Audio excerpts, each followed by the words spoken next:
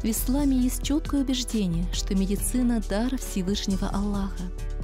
И поэтому профессия врача одна из самых наилучших и почетных.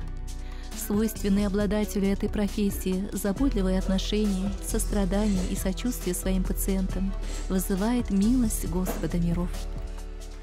Какие жалобы есть? Что беспокоит? Ну, поясница беспокоит, как бы это, поясничный здесь. Удаляя боль и дискомфорт из жизни страждущих здоровья, люди в белых халатах строят свой путь к счастливой жизни в ахирате, заслуживают довольства наищедрейшего.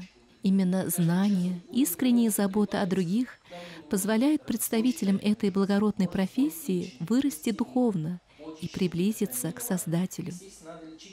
Один из них — врач-невролог Рустем Валеев. Он глубоко признателен своим бывшим коллегам, преподавателям Российского исламского университета, за возможность получить основы религиозных знаний в годы работы в данном заведении, где он обучал студентов медицине. Изучая ислам, молодой специалист понял, что многое в религии соприкасается со знаниями, полученными в медицинском университете. То есть медицина, она соприкасается с исламом. И я, как будучи врачом-неврологом, сразу понял, что многие аспекты для меня очень понятны. Почему запреты, допустим, определенные в исламе существуют, как они вредят здоровью, и как религия может сподвигнуть человека стать здоровее. Вот. И в этот момент ваша супруга решила писать диссертацию, да? На религиозную тему. Ну, мы с супругой, видите, единомышленники, у нее защищена диссертация по философии, именно религиозное врачевание. То есть она у меня религиовед, поэтому наши беседы привели к тому, что мы много соединили с медициной, философией, исламом, и уже родилась такая концепция нового понимания ислама. Человек с точки зрения такого животного мира, как высшее существо, он обладает корой головного мозга, это высшая степень сознания. То есть у нас всегда есть двойственность, мы можем поступать как животное или как человек. Вот. Полноценный, если бы кора развилась полностью, она могла бы регулировать даже вегетативные функции. Суть религии в чем? Сразу стало понятно, что она развивает мозг, кору. Потому что все постулаты религиозные направлены не только в исламе, и в православии, и в принципе в любой религии, основаны на том, чтобы именно отдалиться от животного. То есть в исламе это называется нафс, вот, но все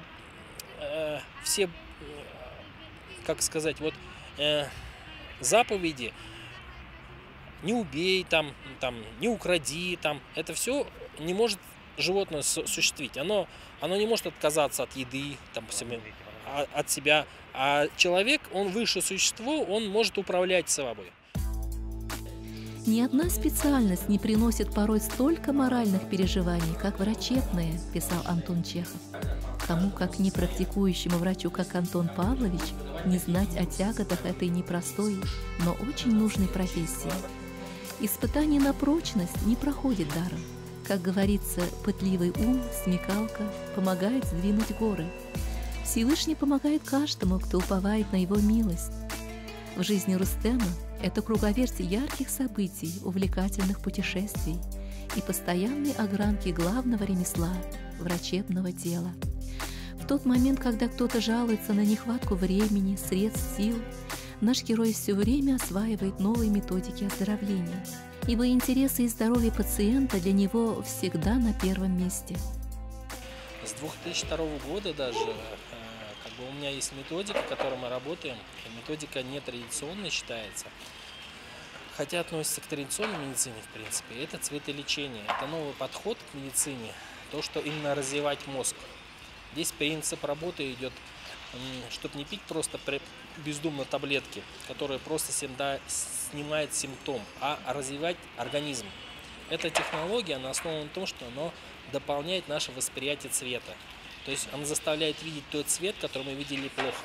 Пробуждает мозг, мышление, память. И поэтому все начинают хорошо спать, перестают нервничать, раздражаться.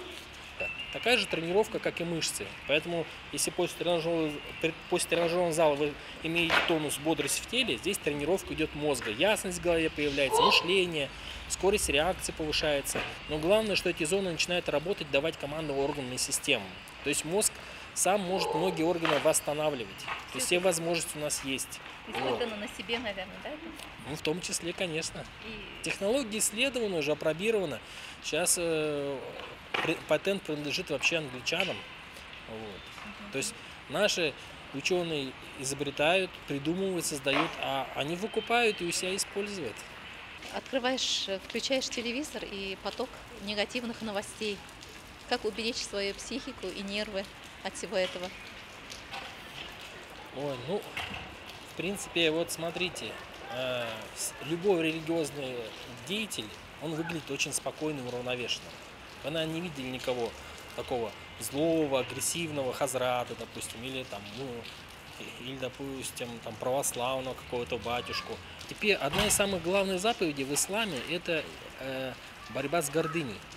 Вот. Если человек, проходя мимо алкоголика, лежащего в луже, начинает гордиться, что вот я такой праведный, читаю намаз, а вот он пьет водку и лежит в луже, он, получается, внутри создает конфликт. То, что все происходит не по воле Аллаха, получается. То есть воля Аллаха заключается в том во всем, поэтому нужно соглашаться, любить все. То есть мы не можем понять, почему он так поступил, почему он там лежит, почему он такую жизнь свою выбрал, но мы не должны его осуждать. Вот, поэтому осуждение там кого-то, это не только грех, мы до конца не можем понять замыслов Аллаха. Поэтому единственное, это наша способность, это надо принимать все. То есть нельзя судить человека, еврей это, или, допустим, палестинец, или мусульманин, или христианин, мы должны относиться одинаково, с любовью. Принцип любви заложен в нас. Каждый день врачи видят две противоположности – жизнь и смерть. И поэтому ценность жизни для них предельно ясна, а созидание и постоянная работа над собой становится средством воспитания в них качеств, благочестия и богобоязненности.